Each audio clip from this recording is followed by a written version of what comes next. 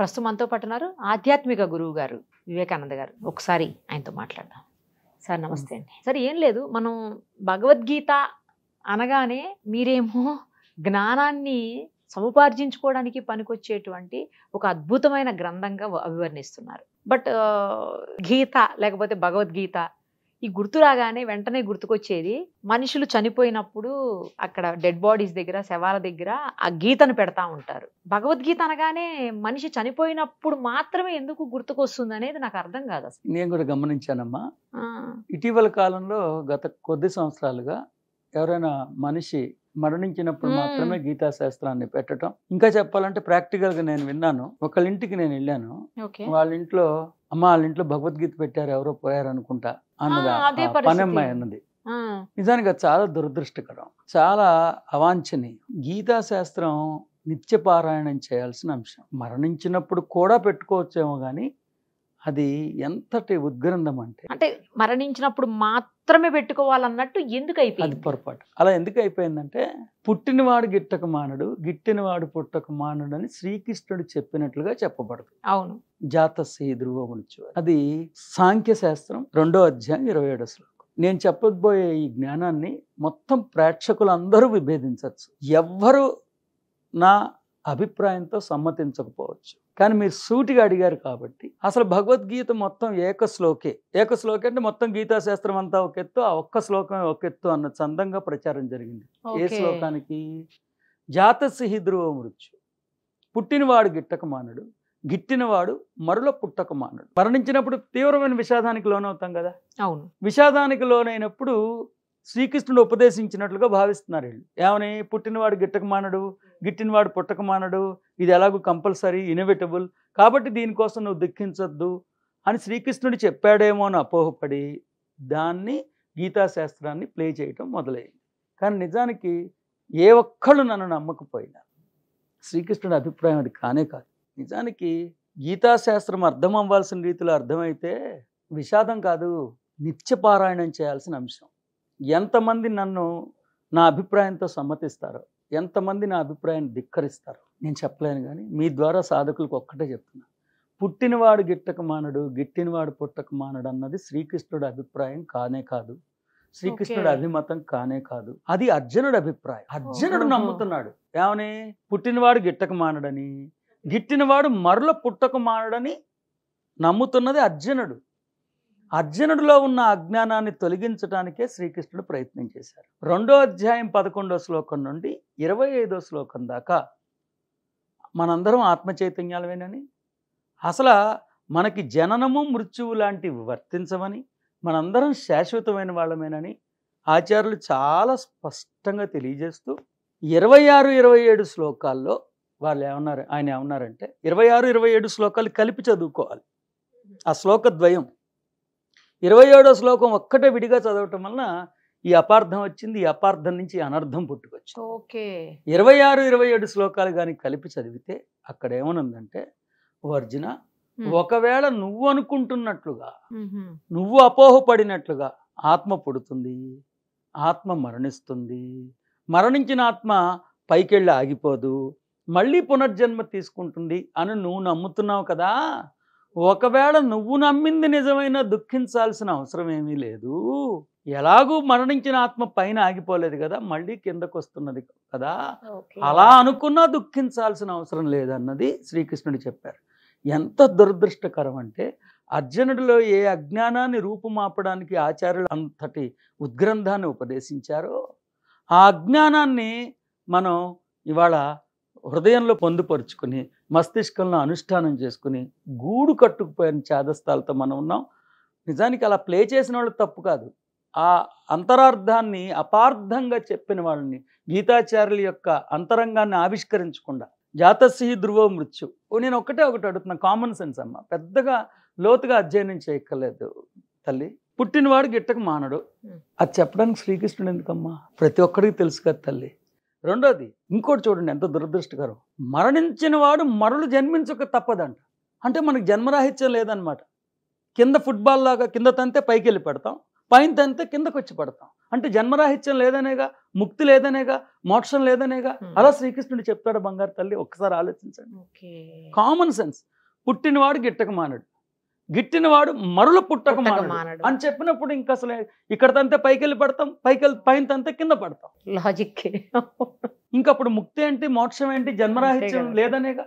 మీ ద్వారా సాధకులకు ఒక్కటే చెప్తున్నా, ఏ ఒక్కరూ నన్ను విశ్వసించకపోయినా సరైన శాస్త్ర ప్రమాణాలు మీ ముందు ఉంచుతున్నాను, ఎవరికి వాళ్ళు అధ్యయనం చేసుకోండి. నేను చెప్పింది అవునా కాదో ఒక్కసారి హృదయం మీద చేసుకుని, ప్రీ కంక్లూడ్ అవ్వకుండా, ప్రిజుడీస్ అవ్వకుండా, ముందుగానే నిర్ణయించుకోకుండా, ముందుగానే నేను సీతయ్యని, నేను ఎవరి మాట విన్నాను అలా కాకుండా, సత్యానికి అనుగుణ్యంగా మన ఆలోచన సంవిధానాన్ని మలుచుకునే ఒక నిజాయితీ మీకుంటే ఒక్కసారి మీరు అధ్యయనం చేయండి.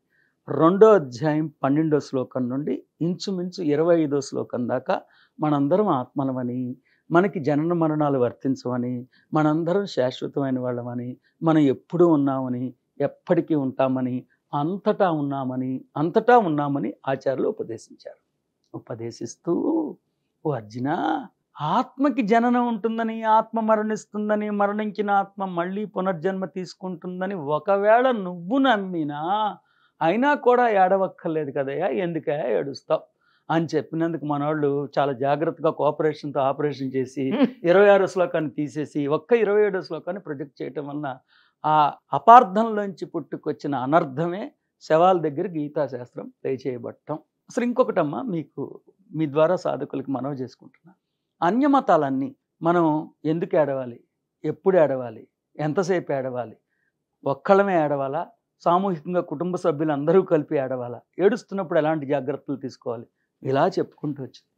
కానీ మన గీతాశాస్త్రం, మన భగవద్గీత, ఆ గీతా దాత, గీతా ప్రదాత, గీతా నిర్మాత అసలు ఏడవాల్సిన అవసరమే లేదు, ముందు ఏడు పాపే అని ఉపదేశించారు. దుఃఖించాల్సిన అవసరం లేదు, శోకించాల్సిన అవసరం లేదు. నిజానికి భగవద్గీత మొదటి ప్రకరణం ఉన్నప్పటికీ అర్జున విషాద యోగంలో శ్రీకృష్ణుడు ఉపదేశామృతం అసలు ఏమాత్రం ఉండదు. అంటే నిక్కమైన గీతాశాస్త్రం ప్రవచింపబడినది 2వ అధ్యాయం, అంటే సాంఖ్యశాస్త్రం 11వ శ్లోకం. నిక్కమైన గీతాశాస్త్రం, ఆచార్యులు గీతాశాస్త్రాన్ని ఉపదేశించిన మొట్టమొదటి శ్లోకం 2వ అధ్యాయం 11వ శ్లోకం. ఆ 2వ అధ్యాయం 11వ శ్లోకం అశోచ్యాన్ అన్న సుశబ్దంతో మొదలవుతుంది. అశోచ్యాన్ అంటే ఏంటి? ఏడవద్దు, దుఃఖించద్దు, ఏది ఎలా ఉన్నా అన్నీ అలాగే ఉన్నా ఆనందంగా ఉండు అని ఉపదేశించారు.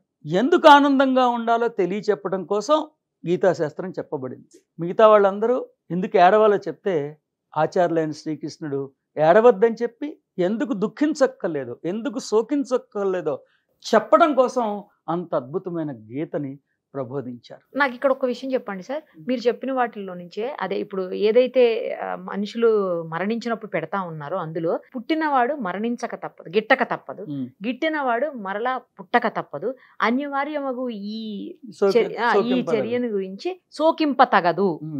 మరి అది శ్రీకృష్ణుడు చెప్పింది కాదా? అది అదే శ్రీకృష్ణ. మరి ఆ వర్డ్ ఎందుకు వచ్చింది అక్కడ? పుట్టినవాడు మరణించక తప్పదు, మరణించిన వాడు పుట్టక తప్పదు, అనివార్యమగు ఈ చర్య గురించి శోకింప తగదు. ఎందుకు? నిజంగా మీరు చెప్పింది యథార్థం, శ్రీకృష్ణుడే చెప్పారు. అది మరి ఎలా ఉందంటే ఈజీగా అర్థమయ్యేటట్టు చెప్పడానికి ప్రయత్నం. మీరు నాకు చాలాసార్లు హెచ్చరించారు, గ్రాంధికం కాకుండా ప్రతి ఒక్కళ్ళకి అర్థమయ్యేటట్టు చెప్పమని మీరు నాకు చెప్పారు. ఒక తండ్రిని, నీకు అమ్మాయిలు పుట్టడం అంటే ఇష్టమా, అబ్బాయిలు పుట్టడం అంటే ఇష్టమా అంటే, అమ్మాయిలు పుడితే ఇష్టమా, అబ్బాయిలు పుడితే ఇష్టమా అని అడిగారు. అతను నాకు అమ్మాయిలు అంటేనే ఇష్టం అని చెప్పాడు అనుకోండి. ప్రశ్న తీసేసి కట్ చేసి నాకు అమ్మాయిలు అంటేనే ఇష్టం అనేది కానీ కట్ చేసి చెప్తే అపార్థం వస్తుందా? వస్తుంది. నాకు అమ్మాయిలు అంటే ఇష్టం అని చెప్తున్నాడు నిస్సిగ్గుగా అని వస్తుంది, అవునా? సరిగ్గా అలాగే 26, 27 శ్లోకాలు కలిపి చదువుకోవాల్సింది. అదే మీరు ఇందాక అన్నారు. ఒక్క 27 శ్లోకం విడిగా చదవటం వల్ల అపార్థం. 26, 27 రెండు కలిపి చెప్పండి సార్. 26, 27 శ్లోకం తీద్దాం ఇప్పుడు ఒకసారి మనం అధ్యయనం చేద్దాం. ఆ కాంటెక్స్ట్ మొత్తం చెప్తేనే మీకు అర్థం అవుతుంది. 2వ అధ్యాయం 11వ శ్లోకం నుండి 25వ శ్లోకం దాకా మనందరం దివ్యమైన ఆత్మ చైతన్యాలమేనని, మనం ఎప్పుడు పుట్టలేదని, మనం ఎప్పుడు మరణించలేదని, పుడుతున్నది కేవలం దేహం మాత్రమేనని చాలా సవివరంగా చెప్పినది ఆచార్యులైన శ్రీకృష్ణుడు. 26, 27 శ్లోకాల్లో ఏమన్నారంటే, ఇప్పుడు మనం ఫర్ ఆర్గ్యుమెంట్ సేక్ అంటుంటాం కదా, మీరు అప్పుడప్పుడు మీ సంచికలు కూడా నేను చూశాను, ఎదుటి వాళ్ళు చెప్పిన దాన్ని ఖండిస్తూ కూడా మీరు ఏమంటారు, ఒకవేళ మీరు చెప్పింది నిజమైనప్పటికీ దాని అర్థం ఇది కాదు కదండి అని అంటుంటారే. మనం అంటాం కదా ఫర్ ఆర్గ్యుమెంట్ సేక్. సరిగ్గా శ్రీకృష్ణుడు అదే చెప్పారు.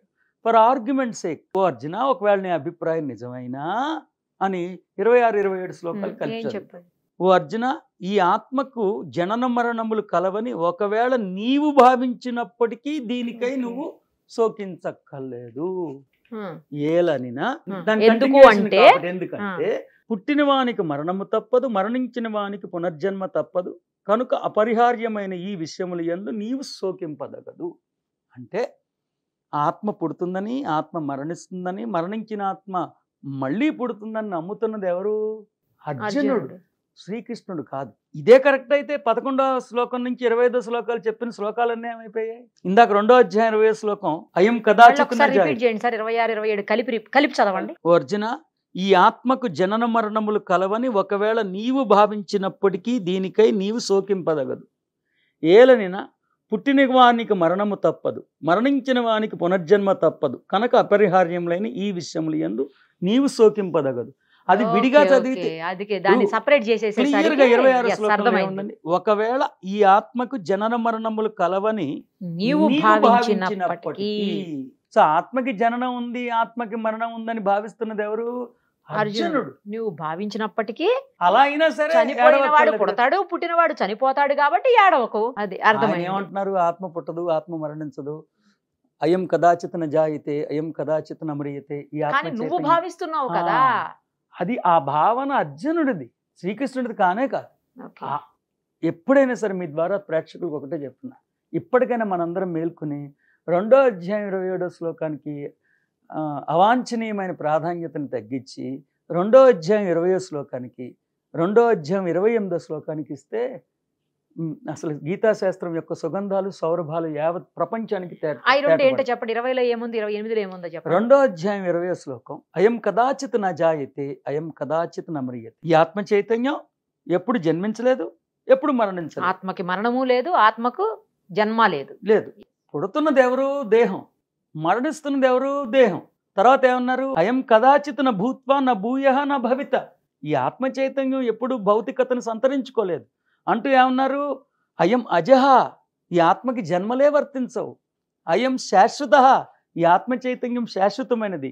అయం నిత్య, ఈ ఆత్మ చైతన్యం ఎప్పుడు ఎరుకలోనే ఉంది, ఎప్పుడు నిత్య నిర్దోషిగానే బాసిల్లుతున్నది. అయం పురాణ, ఈ ఆత్మ చైతన్యం అత్యంత పురాణమైనది అంటూ నాహన్యతే హన్యమానే శరీరే, శరీరాన్ని ముక్కల కింద నరికిన ఆత్మ చైతన్యాన్ని కించెత్తు హాని కూడా ఉండదు. దురదృష్టం ఏంటంటే మన వైభవాలు చెప్పినప్పుడల్లా ఆత్మ అనుకుంటున్నాం. ఆత్మ అంటే నిజమైన నేను. దీన్ని ఈ విశిష్టత మీకు ఎప్పుడు అర్థమవుతుందంటే ఆత్మకి చావు లేదు, ఆత్మకి మరణం లేదు అనుకోకూడదు. ఆత్మ చైతన్యాన్నే అయిన నాకు జననం లేదు, ఆత్మ చైతన్యమే అయిన నాకు మరణం లేదు. పుడుతున్నది దేహం, మరణిస్తున్నది దేహం. ఆత్మ చైతన్యాన్ని అయిన నేను అత్యంత సనాతనమైన వాడిని, అత్యంత పురాతనమైన వాడిని. అలాగే మీరు 2వ అధ్యాయం 28వ శ్లోకం, 28వ శ్లోకంలో ఏమన్నారంటే, ఓ అర్జున ప్రాణులన్నీ పుట్టుకకు ముందు ఇంద్రియ గోచరములు కావు, మరణాంతరము కూడా అవి అభ్యక్తములే. ఈ జనన మరణములు మధ్యకాలమునందు మాత్రమే అవి ప్రకటితములు అగుచుండును. ఇట్టి స్థితిలో వాటికై పరితపించుట నిష్ప్రయోజనం. అంటే ఏంటమ్మా? ఆత్మ చైతన్యం ఎప్పుడూ తన అస్తిత్వంలో కొనసాగుతూనే ఉంటుంది. ఆత్మ చైతన్యం తన ప్రకంపన వేగాన్ని పదార్థ ప్రకంపన స్థాయికి తగ్గించుకున్నప్పుడు కళ్ళు దాన్ని చూడగలుగుతాయి. అలాగే ఆత్మ చైతన్యం తన ప్రకంపన వేగాన్ని తన సహజ ప్రకంపన వేగానికి ఉద్ధరించుకున్నప్పుడు కళ్ళు దాన్ని చూడలేకపోతున్నాయి. దీన్ని ఈజీగా చెప్తాను, ఈజీగా అర్థమయ్యేటట్టు చెప్పడానికి ప్రయత్నిస్తున్నాను. స్వయంగా శ్రీకృష్ణుడు 29వ శ్లోకం, అంటే తర్వాత శ్లోకంలో ఇది ఎవరికి అర్థమవుతుందని ఆయన చెప్పారు. ఎగ్జాస్ట్ ఫ్యాను, సపోజ్ ఒక చిన్న పాప ఉంది, ఆ పాపకి వాళ్ళ డాడీ ఎగ్జాస్ట్ ఫ్యాన్ ఇంట్లో ఫిట్ చేస్తే ఎగ్జాస్ట్ ఫ్యాన్ చూసి చాలా మురిసిపోయింది అమ్మాయి కదా. ఎగ్జాస్ట్ ఫ్యాన్ ఆన్ చేయగానే నా ఫ్యాన్ పోయిందని ఏడుస్తాం. ఎందుకంటే ప్రకంపన వేగం పెరిగిన తర్వాత అమ్మాయికి ఫ్యాన్ కనిపించట్లేదు. మళ్ళీ వాళ్ళ డాడీ ఆ ప్రకంపన వేగాన్ని తగ్గించారు, లేకపోతే ఫ్యాన్ స్విచ్ ఆఫ్ చేశారు. వెంటనే అమ్మాయికి ఎగ్జాస్ట్ ఫ్యాన్ కనిపించింది. నిజానికి ఎగ్జాస్ట్ ఫ్యాన్ వచ్చేసిందని చాలా సంతోషపడిపోతాం. నిజానికి ఎగ్జాస్ట్ ఫ్యాన్ పోలేదు, ఎగ్జాస్ట్ ఫ్యాన్ రాలేదు. ఎగ్జాస్ట్ ఫ్యాన్ ప్రకంపన వేగం పెరిగినప్పుడు కన్ను దాన్ని చూడలేకపోతాం. ఎగ్జాస్ట్ ఫ్యాన్ తన ప్రకంపన వేగాన్ని తగ్గించుకున్నప్పుడు కన్ను దాన్ని చూడగలుగుతాం. ఈ రెండో అధ్యాయం 28వ శ్లోకం అర్థం అవ్వాలంటే మీకు కొంచెం విజ్ఞానం అర్థం అవ్వాలి. కన్ను ఉన్నదంతా చూడలేదు, మన కళ్ళెదురుగుండా ఉన్నదాన్నంతా చూడలేదు. తన కళ్ళు ఏ ప్రకంపన వేగంలో ప్రకంపిస్తున్నాయో ఆ ప్రకంపన వేగాన్ని మాత్రమే కన్ను చూడగలదు. అంతకన్నా మించిన ప్రకంపన వేగం ఎదురుగుండా ఉన్న కన్ను దాన్ని చూడలేదు.